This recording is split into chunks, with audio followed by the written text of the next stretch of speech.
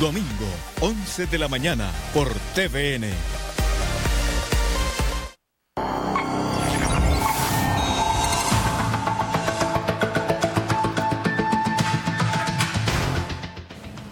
Y seguimos con este interesante debate sobre las redes sociales en el mundo de la política. Daniel Lopera, escuchábamos a Gustavo Manrique hablar de el negocio de un candidato y de cómo las redes sociales aportan cierta equidad. Para mí no aportan equidad en el término de verdad, y de ahí vienen las fake news, pero esos son otros 500 pesos y resultan muy convenientes a la hora de este negocio, de inversión versus resultados. ¿Su opinión? Yo creo que una de las cosas que decía Alejandro, hay que hacer una diferencia entre redes sociales y digital, el mundo digital, que es mucho más grande que redes sociales.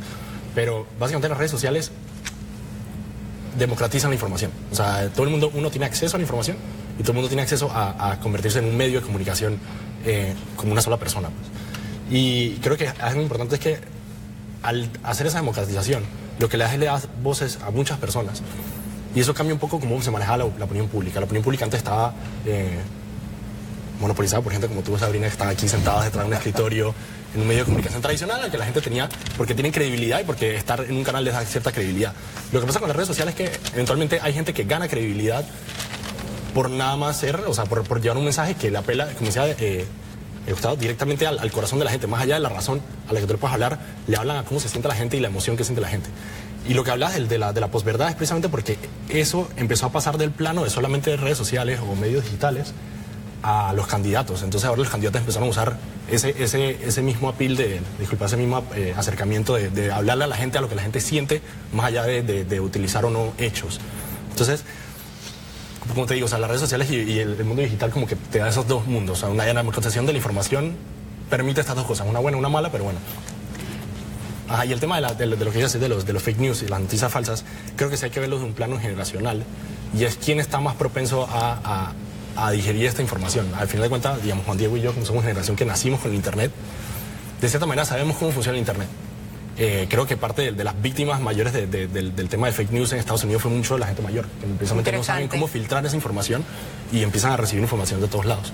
Muy, muy interesante. La democratización es positiva, definitivamente, pero no necesariamente nos está dando a todos la verdad, y no todos tenemos el filtro que ustedes como generación de alguna manera han tenido que desarrollar.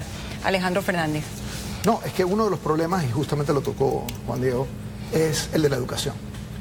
Nuestra educación, si uno ve la esencia de la educación que recibe hoy un joven, es la misma educación del siglo XIX, no del siglo XX. O sea, uno ve un salón de cómo era un salón en el siglo XIX, es exactamente el mismo salón. O sea, no ha pasado el siglo XXI por la educación. Y por lo tanto, tienes un montón de gente que no está preparada. Hablaban de la gente mayor, pero yo me atrevo a decir que cualquier persona cae con un problema de noticias falsas. Es muy fácil caer. Porque lo hacen bien, lo hacen parecer real. Lo hacen muy bien. Y entonces lo que uno se da cuenta es que si no resuelves esto a través de una educación efectiva que te acostumbra no solamente a que lo que dice una fuente es correcta, sino que hay que confirmar esa fuente, vas a seguir teniendo este problema. O sea, estás condenado a tener este problema porque, como decía Gustavo, es individual aquí. Esto no es que tú mañana pasas una ley y todo el mundo empieza a entender cuáles son las noticias falsas y cuáles son las verdaderas. Es individual. Y entonces tenemos un reto, y yo creo que nuestros gobernantes, no los de Panamá, los de todo el mundo, siguen todavía viviendo en el siglo XX. Esto es un problema general. Estamos en una transición, lo que llaman los norteamericanos whitewater. Estamos en el medio de este remolino y realmente nadie sabe exactamente qué dirección tomar. Y como nadie lo sabe, no estamos aceptando al remolino tal cual él nos quiera llevar. Y eso es lo que ha estado ocurriendo. O sea, entendamos. Esta intervención en el Partido Demócrata en los Estados Unidos, o sea, si hay un lugar que debería estar protegido de todas estas cosas, debería ser la democracia norteamericana, y fue totalmente invadida y destruida por los fake news, por los rusos, si es que fueron los rusos. O sea, todos estamos vulnerables. Esto aquí esto no es un asunto particular, es un asunto general, pero de los individuos. Entonces es muy complicado, muy complejo. Sí, el caso de Trump es emblemático. Yo creo que lo vamos a seguir mencionando durante muchos años. Juan Diego, como estudiante de Derecho, te voy a hacer una pregunta difícil y casi imposible. Si nosotros como sociedad nos abocamos a la tarea de tener elecciones más justas, más equitativas, más transparentes, ¿cómo controlar las mentiras en las redes sociales? ¿Cómo, o sea, existe algún mecanismo? ¿Cómo harías tú? Porque el hecho es real. Tú entras hoy en día a las redes sociales en Panamá y están llenas de mentiras, de medias verdades, y viene una campaña política, y una campaña política con los ánimos más candentes que nunca. Y la regulación está olvidando o de alguna manera diciendo, eso ni siquiera lo quiero tocar porque eso es un revolino que yo no entiendo.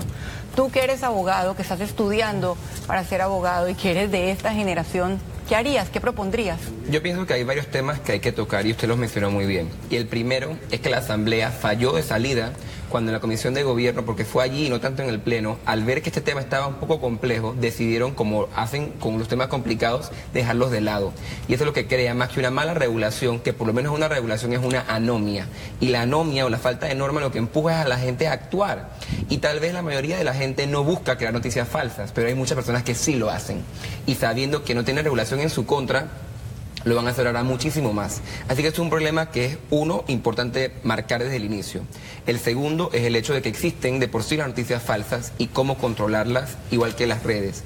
Y como estudiaba y como veíamos, para dar el ejemplo, si hoy el candidato a diputado decide sacar una campaña contra su contrincante en Twitter y por los controles que existen se da con la compañía de Twitter, se da con la persona y se cierra la cuenta, en 30 segundos se abre una cuenta nueva para hacer el mismo trabajo.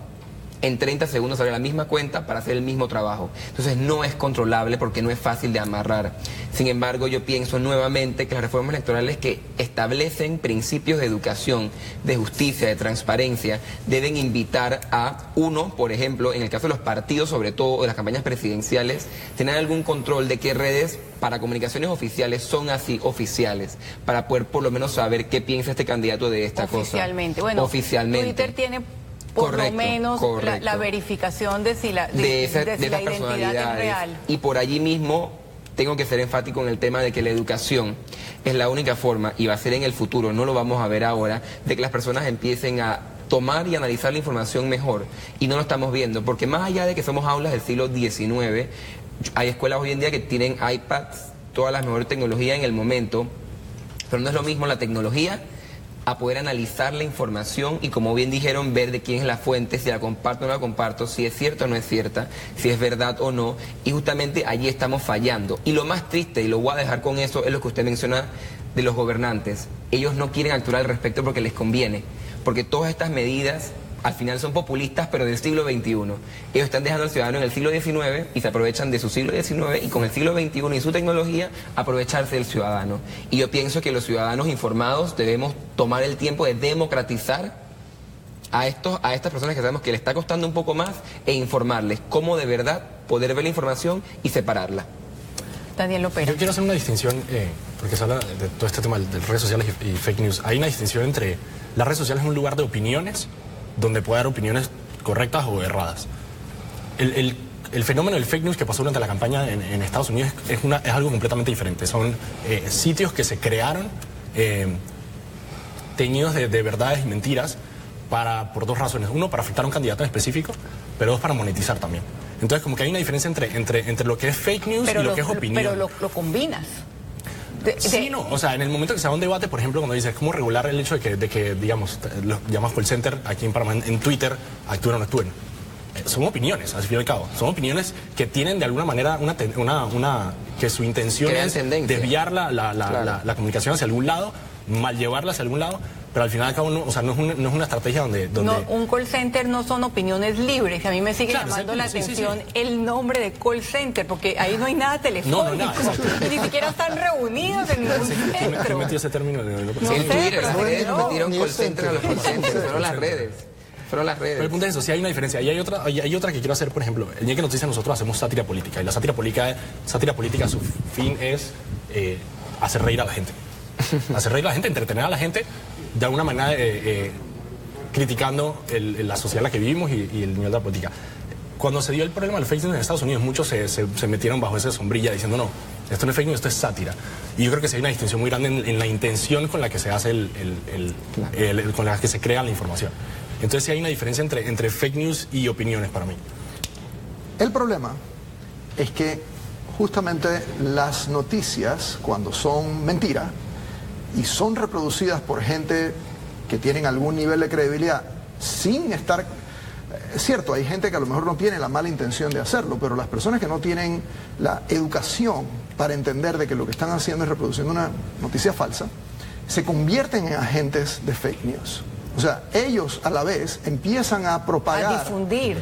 Entonces, esto se vuelve mucho más complejo. Esto no es solamente parar a un medio, esto es que todas las personas tengan la responsabilidad de aceptar que ellos mismos son también fuentes. Claro. Entonces, eso es lo que lo vuelve es un tema de nunca acabar y caótico. Vámonos al siguiente cambio y seguimos hablando de este remolino que nadie puede controlar, que es el mundo digital y las redes sociales.